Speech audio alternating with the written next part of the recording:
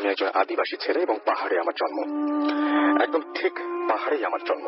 আমার পুরো শৈশব পাহাড়কে ঘিরে কেটেছে। এখন আমি যে ঘটনাটা বলবো তা আমার শৈশব জীবনের একটি ঘটনা।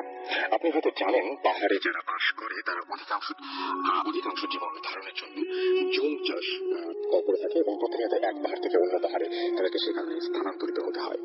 তেমনি আমার শৈশব জীবনেও পরিবারের সাথে এভাবে অতিবাহিত হয়েছে।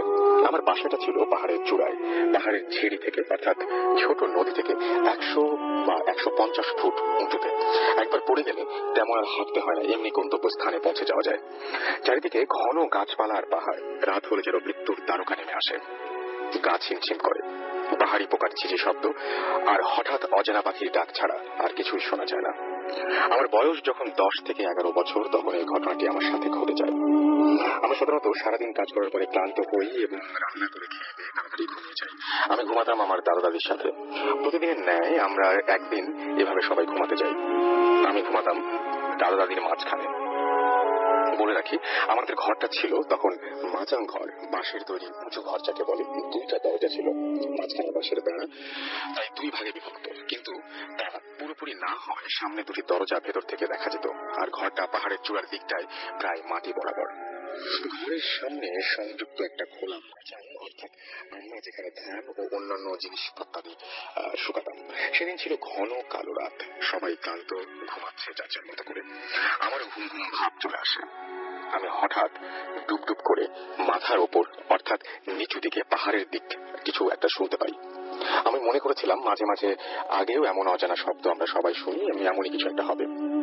বলে রাখি, আগেও আমরা এমন শব্দ, মানুষের অজানা কোলাহল, পানিতে হাঁটা শব্দ ইত্যাদি সংকেত শুনতাম। মা, বাবা, দাদা, দাদিরা ভয় পেলেও আমরা 3 ভাই বোন ভয় পেতাম, কিন্তু তারা আমাদের অভয় দিত। আমি শব্দটার দিকে কান না পেতে ঘুমাতে চেষ্টা করি, কিন্তু শব্দটা আস্তে আস্তে বড় হচ্ছে এবং কানে আসছে। শব্দটা এমন যেন কেউ শক্ত মোটা বাঁশ দিয়ে মাটিতে গোতা মারতে মারতে উঠানে পায়চারি করছে এবং উঠানের এক প্রান্তে এসে বাঁশটি মাটির সাথে লেবেল করে টেনে নিয়ে যাচ্ছে। আমি শব্দটা খুব মনোযোগ দিয়ে শুনতে শুরু করি।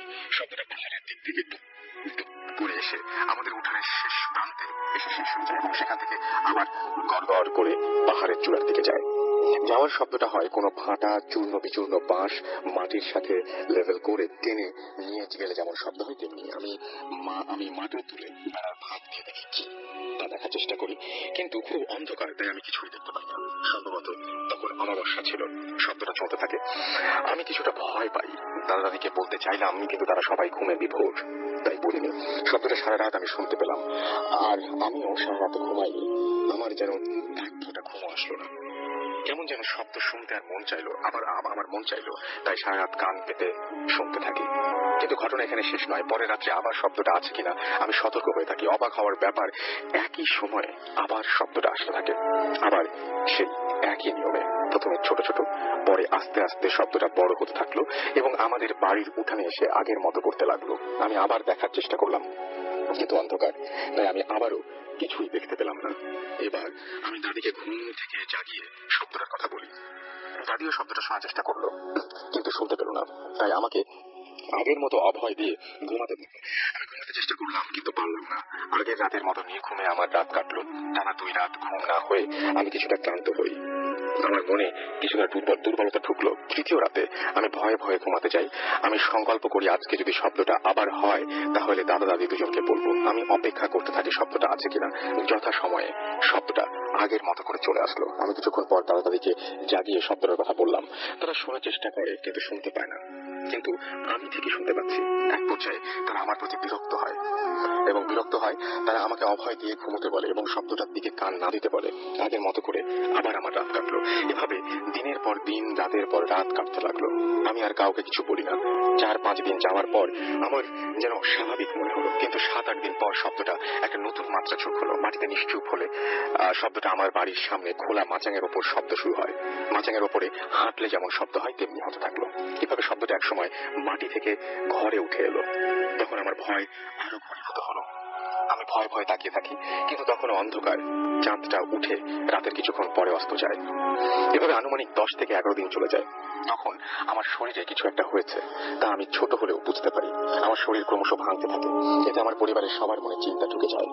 শব্দটা একসময় খোলা মাচাং থেকে ছাদের নিচে মাচাং ঘরে, অর্থাৎ আমার শোবার ঘরের সামনের অংশটাতে চলে আসে। এতে আমার ভয় আরো বেশি হয়। তখন চাঁদটার আকার মোটামুটি বড় হয় এবং পূর্ণিমার কাছাকাছি। এ সময় আমি দেখতে পাই আমাদের শোবার ঘরের সামনের অংশটাতে কি যেন একটা মোটা কালো করে বাড়ির এক মাথা থেকে অন্য মাথায় হাঁটছে। আমি এদিক ওদিক তাকিয়ে কি যেন খুঁজছি। আমি 2 থেকে 2.5 গজের মধ্যে দেখতে পাচ্ছি কালো ছায়াটা খুব ভয়ঙ্কর এবং দুঃসহ। আমি খুব ভালো করে তাকিয়ে থাকি এবং তার গতিবৃদ্ধি পর্যবেক্ষণ করি। একসময় দেখি সেই কালো ছায়াটা আস্তে আস্তে ঘরের ভেতর ঢুকছে। আমি আবছা ভাবে দেখতে পাচ্ছি কালো ছায়ার মুখটা অনেকটা লম্বা, অনেকাংশে গন্ডারের মুখের মতো। লম্বা লম্বা হাত পা, গায়ে কুণ্ডলি পাকানো লোমের মতো কি যেন ঝুলছে। আমি খুব সাহসীর মতো অর্ধ ছোঁয়া অবস্থায় তাকিয়ে আছি, কিন্তু আমার হাত পা কাঁপছে, গা থেকে দর করে ঘাম ঝরছে। এমন অবস্থা যা ঘটলো রাসেল ভাই, তা কেউ দু চোখে না দেখে আমার মনে হয় এর বর্ণনা দিতে পারবে না। তখন আমি যা দেখলাম তা অত্যন্ত ভয়ঙ্কর ও দুর্বিষহ। মশারির এক পাশে সেই বিভৎস মুখটা, আর অন্য পাশে আমি। আমি স্পষ্ট দেখলাম যে দানবের মতো চেহারা, বড় বড় চোখ, বিকৃত নাক চেহারা। আমার দিকে বড় বড় চোখ করে জোরে জোরে নিঃশ্বাস ছেড়ে তাকিয়ে আছে। আমি হঠাৎ চিৎকার করে উঠি এবং লাফিয়ে দাদিকে টপকিয়ে মাথার উপরে ঘরের এক কোনায় বেড়াসার ধাক্কা খেয়ে পড়ে যাই। এরপর আমার কি হয়েছে আমি কিছুই জানি না। তারপরের দিন আমার খুব জ্বর হয়।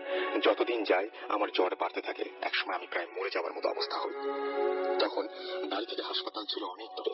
শেষে আমার এক নানা এসে ঝাড়ফুঁক দিয়ে আস্তে আস্তে আমাকে সুস্থ করে তোলে, যাকে আজও আমি আমার দ্বিতীয় জন্মদাতা হিসেবে মনে করি।